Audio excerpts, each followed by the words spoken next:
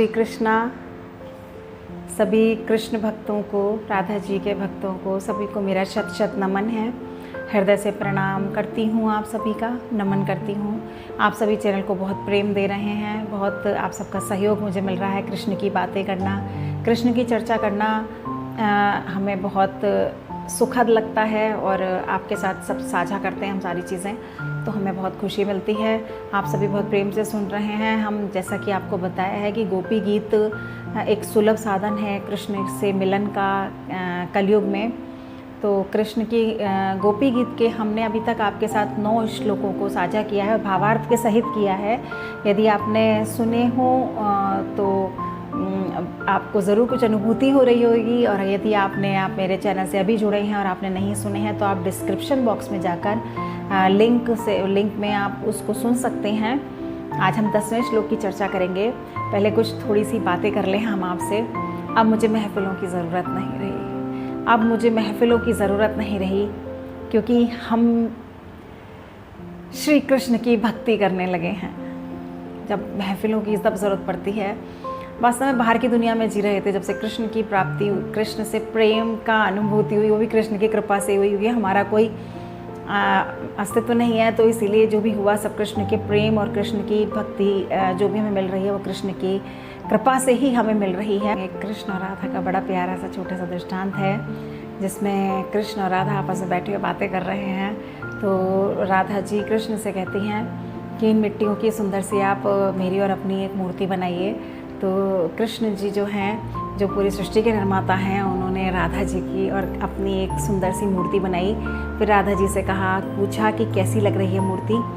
राधा जी ने कहा अच्छी नहीं लग रही, ऐसे करके उन्होंने मना कर दिया। उन्होंने फिर दोनों मिट्टियों को मिलाया, मिट्टियों को फिर उन्होंने दोनों को घोला, फिर दोनों से बहुत सुंदर मूर्ति बनाई। फिर उन्होंने राधा जी से पूछा कि अब सही है, अब कैसी लग रही हैं ये दोनों मूर्तियाँ। तो राधा जी ने फिर पुनः ये कहा नहीं, कुछ तो कमी है, कुछ और अच्छी बनाइए।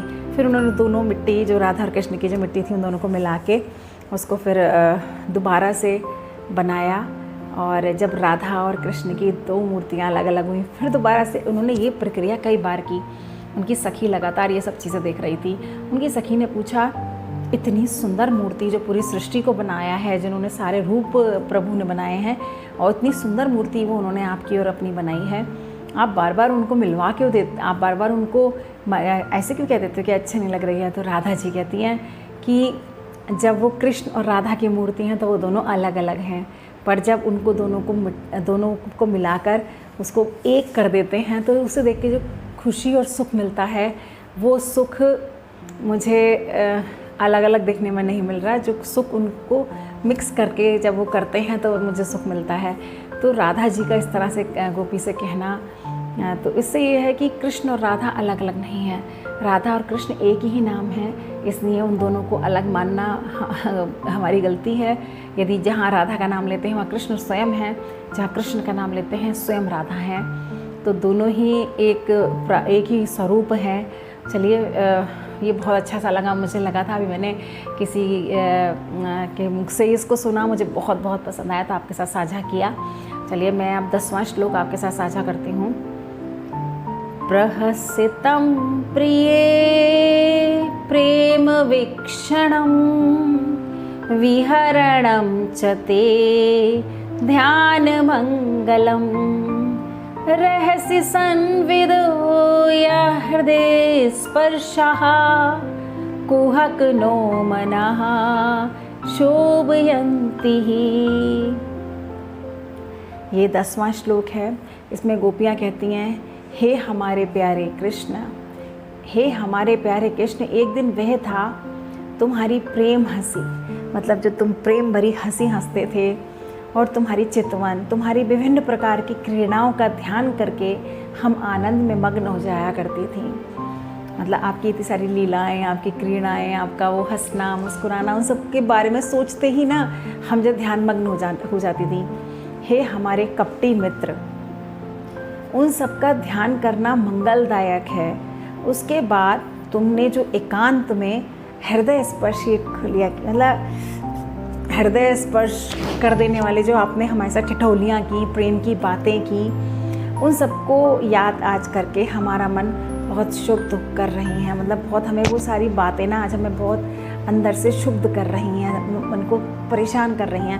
कहने का तात्पर्य ये है कि जब कृष्ण वहाँ रह रहे थे, गोपियों को हर तरह से वो परेशान करने की कोशिश किया करते थे, उनके माखन चुराने जाते थे। जो पूरी सृष्टि को बनाने वाले हैं, जो सारी दुनिया के पिता हैं और जिनकी लक्ष्मी जी स्वयं चरण दबाती हैं, ऐसे प्रभु को क्या ज़रूरत है माखन की। लेकिन वो प्रेम की लीलाओं को दर्शाने के लिए ये सारी लीलाएं करते थे।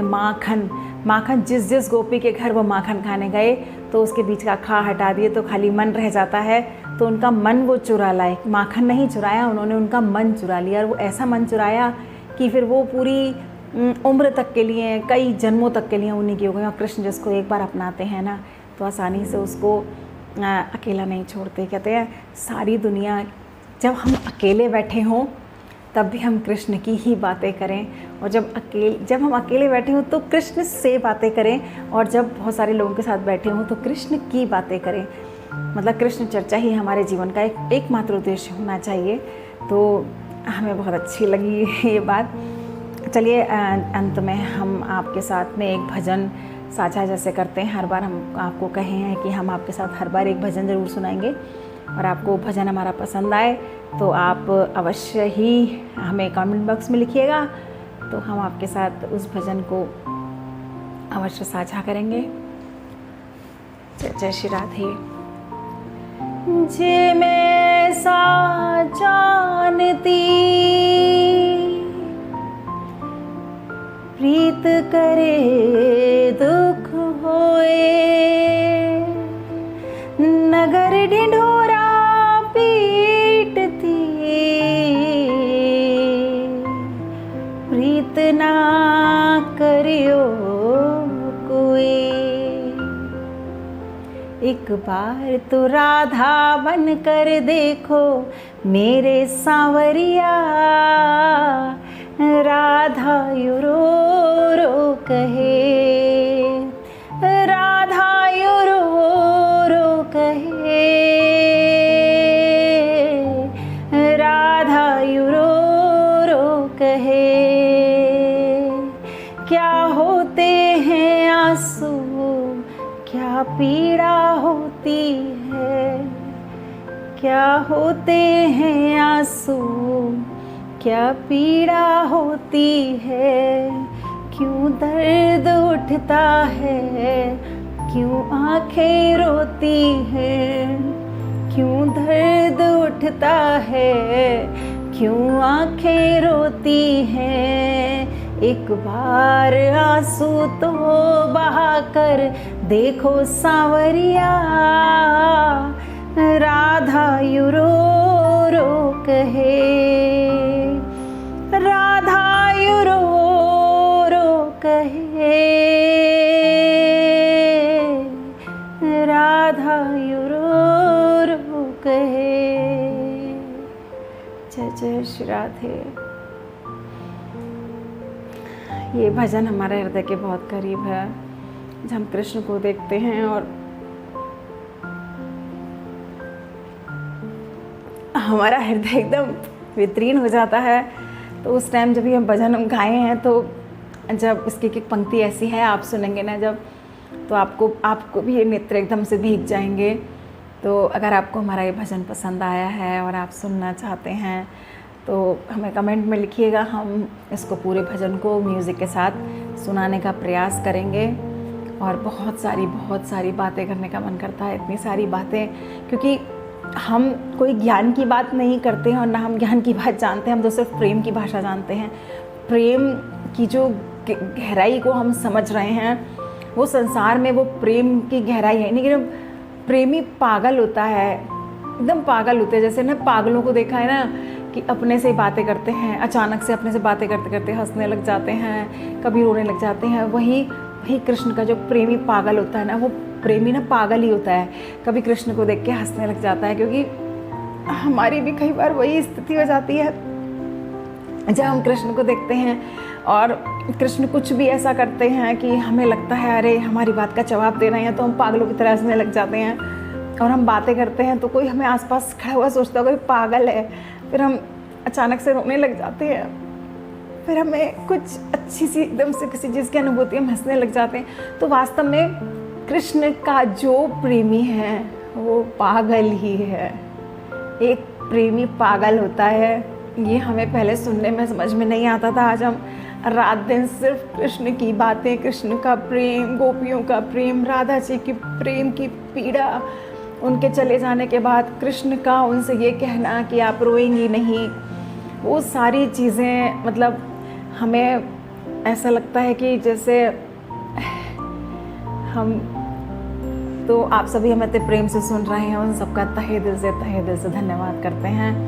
और कृष्ण से, गोपियों का, राधा जी का, भक्तों का प्रेम है, जिस प्रेम से, प्रेम के लिए आतुर होकर स्वयं कृष्ण उनसे मिलने के लिए आए हैं और किस किस तरह मिलने आए हैं, वो सारी चीज़ें हम आपके साथ शेयर करते रहेंगे।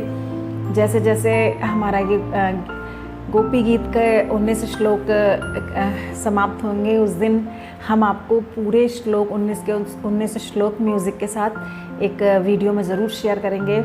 इस बीच में अगर आप हमसे कोई सवाल पूछना चाहते हैं, आपको लगता है कि कृष्ण की कोई अनुभूति हो रही है या हम अपनी इस टूटी फूटी वाणी से उसका कोई समाधान आपको दे सकते हैं, तो आप अवश्य कमेंट बॉक्स में लिखिएगा। और आप हमसे इसी तरह जुड़े रहिए। प्रेम की ये तो प्रेम की बात है उद्धव, बंदगी तेरे बस की नहीं है। जय जय श्री राधे, जय जय श्री राधे, जय जय श्री राधे।